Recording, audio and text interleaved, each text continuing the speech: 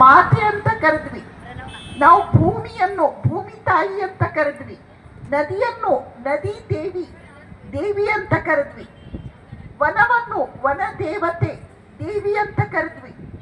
ಪ್ರಕೃತಿಯಲ್ಲಿ ಯಾವುದ್ಯಾವುದು ಉದಾತ್ತವಾದದ್ದು ಶ್ರೇಷ್ಠವಾದದ್ದು ಇದೆಯೋ ಅವೆಲ್ಲವನ್ನು ನಾವು ದೇವಿ ತತ್ವದಿಂದ ಕರೆದಿದ್ದೇವೆ, ಅಂದರೆ ಸ್ತ್ರೀವಾಚಕ ಶಬ್ದದಿಂದ ಕರೆದಿದ್ದೇವೆ. ಆದ್ದರಿಂದ ನಾವು ಭಾರತೀಯರು ವಿಶ್ವ ಮಹಿಳಾ ದಿನವನ್ನು ಆಚರಿಸುವ ಅಗತ್ಯ ಇಲ್ಲ. ಯಾಕೆ? ನಾವು ಪ್ರತಿದಿನ ತಾಯಿಯ ಪೂಜೆ ಮಾಡ್ತೇವೆ, ನಾವು ಪ್ರತಿದಿನ ಭೂಮಿ ತಾಯಿಗೆ ಕೈ ಮುಗಿತೇವೆ, ನಾವು ಪ್ರತಿದಿನ ಪ್ರಕೃತಿ ತಾಯಿಯ ಪೂಜೆಯನ್ನು ಮಾಡ್ತೇವೆ. ವಿಶ್ವ ಮಹಿಳಾ ದಿನ ಇದು ಆಂಗ್ಲ ಪದ್ಧತಿ, ಆದ್ರೆ ಅದನ್ನು ಸ್ಮರಿಸಿಕೊಳ್ಳುವುದರಲ್ಲಿ ಏನು ತಪ್ಪಿಲ್ಲ.